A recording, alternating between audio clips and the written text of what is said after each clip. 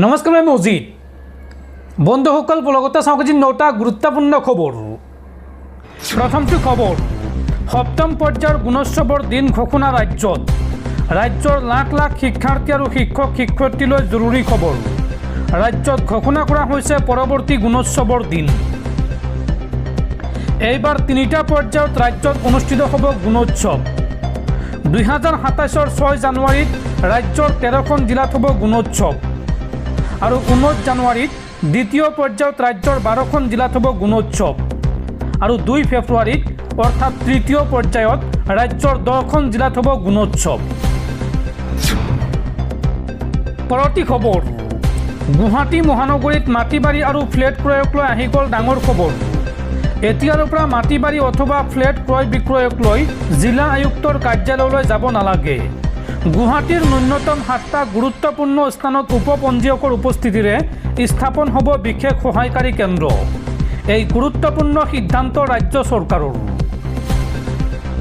গুৱাহাটী মহানগৰীত মাটি বাৰী আৰু ফ্লেট ক্ৰয়ক লৈ আহি গ'ল ডাঙৰ খবৰ।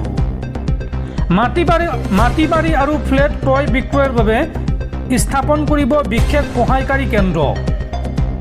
এতিয়াৰ পৰা মাটি বাৰী অথবা ফ্লেটৰ ক্ৰয় বিক্ৰয়ক লৈ জিলা আয়ুক্তৰ কাৰ্যালয়লৈ যাব নালাগে। গুৱাহাটীৰ জনসাধাৰণৰ বাবে ভূমি আৰু ফ্লেট পঞ্জীয়নকে ধৰি বিভিন্ন সেৱা অধিক সহজ আৰু সহজলভ্য হ'ব। গুৱাহাটীৰ ন্যূনতম 7টা গুৰুত্বপূৰ্ণ স্থানত উপপঞ্জীয়কৰ উপস্থিতিৰে স্থাপন হ'ব বিশেষ সহায়কাৰী কেন্দ্ৰ। নাগৰিকসকলক জিলা আয়ুক্তৰ কাৰ্যালয়লৈ অহা যোৱাৰ অসুবিধাৰ পৰা সকাহ দিয়াৰ লক্ষ্যৰে এই পদক্ষেপ হাতত লৈছে অসম চৰকাৰে। পৰৱৰ্তী খবৰ, PM কেয়াৰ্ছ ফাণ্ডত প্ৰায় 8,500 কোটি টকা ব্যৱহাৰ নোহোৱাকৈ পৰি আছে। ইফালে দেশৰ ল'ৰা ছোৱালীয়ে নিজৰ স্কুললৈ যোৱা ভাল ৰাস্তা বিচাৰি, ভাল বেঞ্চ বিচাৰি স্কুলত খোৱা পানীৰ বাবে কান্দিছে। এই টকাখিনি স্কুলবোৰৰ ল'ৰা ছোৱালীৰ বাবে কিয় ব্যৱহাৰ কৰা হোৱা নাই? যদি এখন মডেল স্কুল নিৰ্মাণ কৰিবলৈ 8 কোটি টকা খৰচ হয়, তেন্তে 8,500 কোটি টকাত এনে হাজাৰৰো অধিক বিদ্যালয় নিৰ্মাণ হ'ব পাৰে। PM কেয়াৰ্ছ ফাণ্ডক লৈ এই মন্তব্য কক্ৰজ জনতা পাৰ্টীৰ প্ৰতিষ্ঠাপক অভিজিৎ দীপকেল। দৰ্শকসকল আৰু বহুতো গুৰুত্বপূৰ্ণ খবৰ আছে। তাৰ আগতে আপোনাক জনাওঁ যে যদি আপুনি এতিয়ালৈকে এইটো ভিডিঅ'ত লাইক কৰা নাই, তেন্তে এতিয়াই ভিডিঅ'টোত লাইক কৰি দিয়ক আৰু এনেকুৱা ধৰণৰ ভিডিঅ'সমূহ নিতৌ চাবলৈ চেনেলটো ছাবস্ক্ৰাইব কৰি কাষত থকা বেল আইকনটো প্ৰেছ কৰি ৰাখক। পৰৱৰ্তী খবৰ, মানস কোঁৱৰ আৰু ছাবিৰ আহমেদক ৰাইজৰ দলৰ পৰা অব্যাহতি। কয়লা চিণ্ডিকেটৰ সৈতে নাম সাঙুৰ খোৱাৰ বাবে সাময়িকভাৱে অব্যাহতি দিয়া হৈছে এই দুয়োগৰাকী নেতাক। তদন্তৰ পাছত স্থায়ী সিদ্ধান্ত গ্ৰহণ কৰিব ৰাইজৰ দলে। এই কথা জনাই ৰাইজৰ দলৰ মুৰব্বী অখিল গগৈয়ে। পৰৱৰ্তী খবৰ, বিশ্বৰ 6খনকৈ দেশক এইবাৰ ৱাৰ্ণিং দিলে ইৰাণে।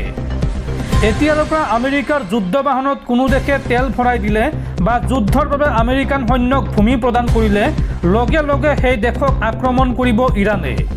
এই সন্দৰ্ভত বিশ্বৰ 6খনকৈ ৰাষ্ট্ৰক ৱাৰ্ণিং দিলে ইৰাণৰ মুখ্য সেনাধ্যক্ষই। যি দেশে আমেৰিকাক সহায় কৰিব সেই দেশকৈ শত্ৰু ৰাষ্ট্ৰ বুলি ধৰিব ইৰাণে। এই ঘোষণা কৰিছে ইৰাণে। ইৰাণৰ ৱাৰ্ণিং এইবাৰ ছৌদি আৰৱ, UAE, কাটাৰ, কুৱেইট, ওমান আৰু বাহৰেইনক। এতিয়াৰ পৰা যি দেশে আমেৰিকাৰ সেনাক সহায় কৰিব তাৰ ওপৰতে চলিব ইৰাণৰ আক্ৰমণ। কেৱল আমেৰিকাক নহয়, এইবাৰ বিশ্বৰ কেইবাখনো ৰাষ্ট্ৰক সকিয়নি ইৰাণৰ। অভিযানত আমেৰিকাৰ সেনাক সহায় কৰিলে পৰিব বিপদত। যিকোনো সা সুবিধা আমেৰিকাৰ সেনাক প্ৰদান কৰিলে আক্ৰমণ চলাব ইৰাণে। এই সকিয়নি প্ৰদান কৰিলে ইৰাণৰ মুখ্য সেনাধ্যক্ষ আলী আব্দুল্লাহিয়ে। ইৰাণৰ মেহেৰ নিউজ এজেন্সিত প্ৰকাশ পাইছে এই খবৰ। আমেৰিকাৰ যুদ্ধ বাহনক তেল আদিৰে সহায় কৰিলে ইৰাণে ল'ব একশ্যন। আমেৰিকাক যুদ্ধৰ বাবে যদি দেশসমূহে ভূমি প্ৰদান কৰে, তেন্তে সেই দেশৰ সৈতে যুদ্ধ হ'ব। আমেৰিকাক সহায় কৰা মানেই ইৰাণৰ সৈতে যুদ্ধ কৰাটো বুজাব। যিসকলে আমেৰিকাক সহায় কৰিব সেইসকল ইৰাণৰ শত্ৰু দেশ বুলি ধৰা হ'ব। আমেৰিকাৰ সেনাক সহায় কৰা দেশসমূহত প্ৰত্যুত্তৰ দিব ইৰাণে। ইৰাণৰ মুখ্য সেনাধ্যক্ষৰ এই মন্তব্য এতিয়া তোলপাল লগাইছে গল্ফ দেশত। পৰৱৰ্তী খবৰ SBIৰ কোটি কোটি গ্ৰাহকলৈ জৰুৰী খবৰ 1 অক্টোবৰৰ পৰা সলনি হ'ব ষ্টেট বেংক অফ ইণ্ডিয়াৰ কেইবাটাও গুৰুত্বপূৰ্ণ নিয়ম গ্ৰাহকসকলে ভৰিব লাগিব অতিৰিক্ত চাৰ্জ ষ্টেট বেংক অফ ইণ্ডিয়াৰ কি নিয়ম সলনি হ'ব 1 অক্টোবৰৰ পৰা চাওঁ আহক ষ্টেট বেংক অফ ইণ্ডিয়াৰ গ্ৰাহকসকলৰ বাবে এই খবৰ অত্যন্ত জৰুৰী যিসকলৰ বেছিক সেভিংছ বেংক ডিপোজিট একাউণ্ট আছে সেইসকল গ্ৰাহকৰ বাবে কেছ উইথড্ৰল পৰিষেবা সংক্ৰান্তীয় চাৰ্জত পৰিৱৰ্তন আহিছে মাহত বিনামূলীয়া টকা তোলাৰ ক্ষেত্ৰত হিচাপ কেনেকৈ কৰা হ'ব সেই ক্ষেত্ৰতো নিয়ম সলনি হৈছে আগন্তুক 1 অক্টোবৰ 2026ৰ পৰা এই নতুন নিয়ম কাৰ্যকৰী হ'ব এই নতুন নিয়ম অনুসৰি বেছিক সেভিংছ বেংক ডিপোজিট একাউণ্টৰ গ্ৰাহকে প্ৰতি মাহে 4টা কেছ উইথড্ৰল বিনামূলীয়াকৈ কৰিব পাৰিব প্ৰথম 4টা কেছ উইথড্ৰলৰ পাছত অতিৰিক্ত প্ৰতিটো কেছ উইথড্ৰলৰ বাবে 15 টকাকৈ চাৰ্জৰ লগতে GST দিব লাগিব গ্ৰাহকসকলে কেৱল 4 বাৰতকৈ বেছি টকা তোলাৰ ক্ষেত্ৰত এই পৰিৱৰ্তন হোৱা নাই মাহিলী বিনামূলীয়াকৈ টকা তোলাৰ ক্ষেত্ৰতো 4টা লেনদেনৰ হিচাপ কেনেকৈ কৰা হ'ব সেই নিয়মতো সালসলনি আনিছে SBIয়ে এতিয়াৰ পৰা কি লেনদেনক 4টা ফ্ৰী উইথড্ৰল হিচাপে ধৰা হ'ব চাওঁ আহক পূৰ্বৰ নিয়মত ডিজিটেল ট্ৰানজেকশ্যনক মাহিলী 4টা ফ্ৰী উইথড্ৰলৰ হিচাপৰ বাহিৰত ৰখা হৈছে কিন্তু নতুন নিয়মত হেয়া বাদ দিয়াৰ ব্যৱস্থা তুলি দিয়া হৈছে নতুন কাঠামত মাহিলী 4টা বিনামূলীয়া কেছ উইথড্ৰলৰ ভিতৰত থাকিব SBI ATMৰ পৰা কেছ উইথড্ৰল অন্য বেংকৰ ATMৰ পৰা কেছ উইথড্ৰল বেংকৰ শাখাৰ পৰা কেছ উইথড্ৰল আৰু আধাৰ ইনেবল পেমেণ্ট সিস্টেমৰ মাধ্যমেৰে কেছ ট্ৰানজেকশ্যন অৰ্থাৎ BSBD একাউণ্টৰ গ্ৰাহকে মাহত এই ধৰণৰ কেছ উইথড্ৰল মিলাই 4টা পৰ্যন্ত বিনামূলীয়া কেছ উইথড্ৰল কৰিব পাৰিব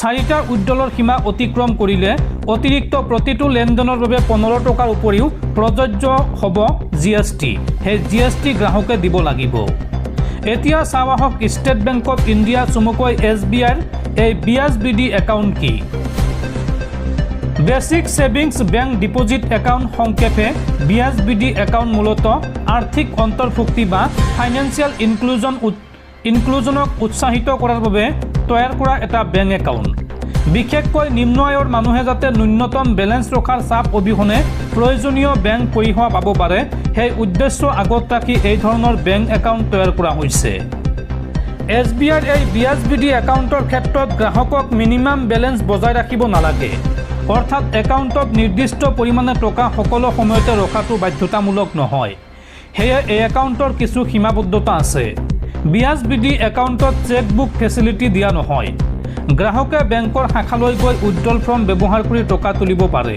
ইয়াৰ উপৰি ATMৰ মাধ্যমেৰে টকা উঠোৱাৰ সুবিধা আছে 1 অক্টোবৰৰ পৰা SBIৰ গ্ৰাহকসকলে কি কথা মনত ৰাখিব লাগিব চাওঁ আহক নতুন নিয়ম কাৰ্যকৰী হোৱাৰ পাছত BSBD একাউণ্টৰ গ্ৰাহকসকলে মাহত কেইবাৰ কেছ ট্ৰানজেকশ্যন কৰিছে সেই দিশত নজৰ ৰখাটো জৰুৰী বিশেষকৈ যিসকলে নিয়মিত ATM বেংকৰ ব্ৰাঞ্চ অথবা ARPSৰ মাধ্যমেৰে টকা তোলে তেওঁলোকৰ বাবে এই বিষয়টো আৰু গুৰুত্বপূৰ্ণ কাৰণ আগন্তুক 1 অক্টোবৰ 2026ৰ প্ৰথম 4টা কেছ উইথড্ৰল বিনামূলীয়া হ'লেও তাৰ পিছত প্ৰতিটো কেছ উইথড্ৰলৰ বাবে 15 টকাকৈ GST দিব লাগিব ইয়াৰ উপৰি নতুন নিয়মত পূৰ্বে ডিজিটেল ট্ৰানজেকশ্যনক 4টা ফ্ৰী উইথড্ৰলৰ হিচাপৰ বাহিৰত ৰখা হৈছিল এতিয়া আৰু সেই সুবিধা নাপাব ফলত মাহিলী কেছ ট্ৰানজেকশ্যনৰ হিচাপ ৰখাৰ ক্ষেত্ৰত BSBD একাউণ্টৰ গ্ৰাহকসকল আৰু সতৰ্ক হৈ থাকিব লাগিব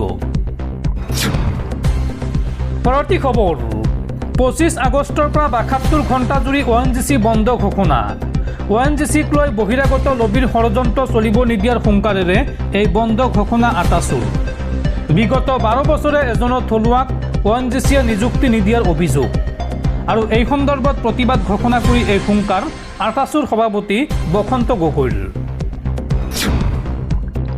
পৰৱৰ্তী খবৰ কাজিৰঙাৰ গড়কেইটা এতিয়া কংগ্ৰেছক গো বেক দিবলৈ সাজু হৈছে ৰকিবুল হুছেইনৰ মন্ত্ৰিত্বৰ সময়ত 239টা গড় নিধন হৈছিল এতিয়া ৰকিবুলে গড়ৰ সুৰক্ষাৰ কথা ক'লে ভাল নেদেখি ৰাজ্যত বিজেপি চৰকাৰ হোৱাৰ পাছত গড় হত্যা বন্ধ হ'ল এই মন্তব্য ৰাজ্যিক বিজেপিৰ সভাপতি দিলীপ শইকীয়াৰ পৰৱৰ্তী খবৰ বাবাজী মোৰ যৌৱন বা শোৱা কোঠাৰ বিষয়ে সপোন নেদেখিব। মোৰ চৰিত্ৰৰ ওপৰত মোক বিচাৰ নকৰিব।